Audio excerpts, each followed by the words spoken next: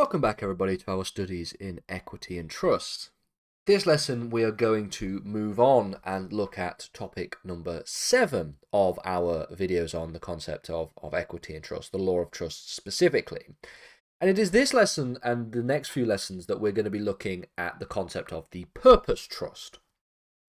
Now, really, fundamentally, the next few topics are going to involve looking at various different types of trusts, mainly looking on the one hand at the purpose trusts, and then looking at the concept of the implied trust on another hand. And then we will start talking about the duties of trustees and the obligations of trustees and the relationship between the trustee and the beneficiary.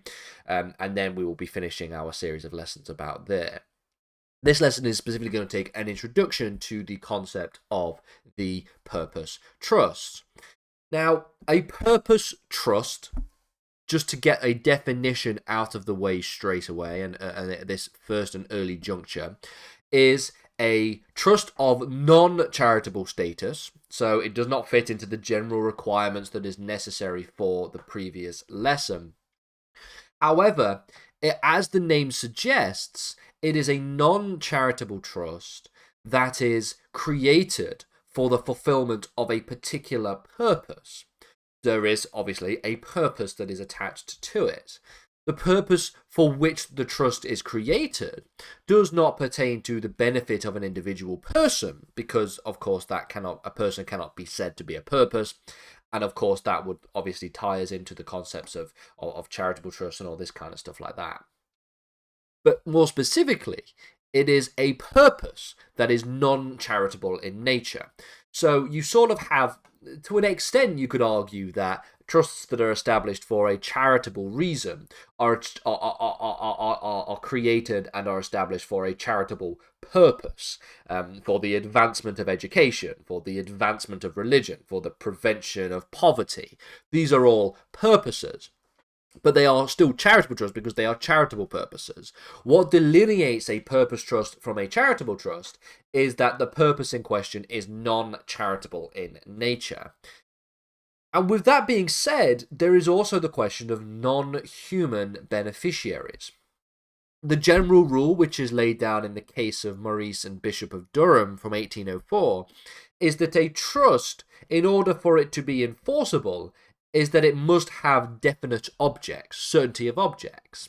This means that it needs to have a beneficiary, and sometimes known as the beneficiary principle, something that we're going to look at in more detail in future lessons' time. But interestingly, this is one of the basic principles of the law of trusts.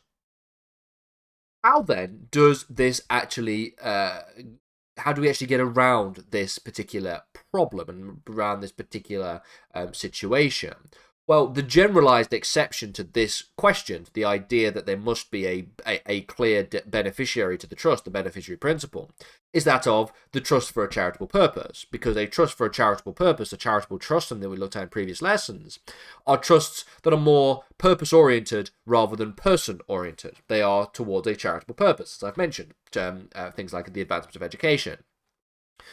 So, what about non-charitable trusts, which are also more purpose-oriented than person-oriented? This is the idea of the purpose trust. And these encode further exceptions to the beneficiary principle. And these exceptions are known as anomalous exceptions. The anomalous exceptions for the creation of a purpose trust are trusts for monuments, trusts for animals, trusts for private religious practices. Remember, obviously, the private religious practices would not satisfy the creation of a charitable trust, given that charitable trust requires that there has to be a public benefit. And we've remembered from previous videos, specifically looking at the advancement of education, that there are trusts that were attempted to be considered charitable, in which it was private religious practices that were created for. And then obviously the courts have said, well, no, you cannot actually conclude that that is a charitable trust because it is not for a public benefit.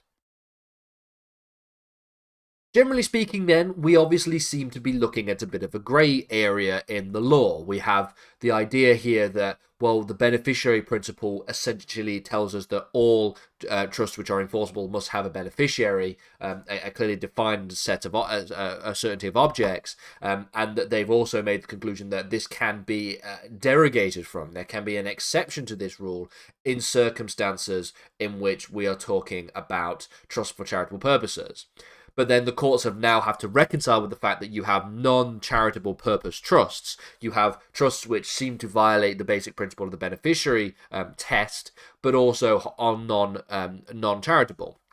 And it is for this reason that the courts have been particularly and historically very strict in their application of these rules. The reason being is that they represent an uncomfortable exception to the beneficiary principle, something which is actually seen by many who study and who teach the law of trust as a fundamental requirement for the existence of a non-charitable trust. So there is this weird, uncomfortable exception that exists when it comes to purpose trusts, something that we'll explore in a little bit more detail in future lessons' time.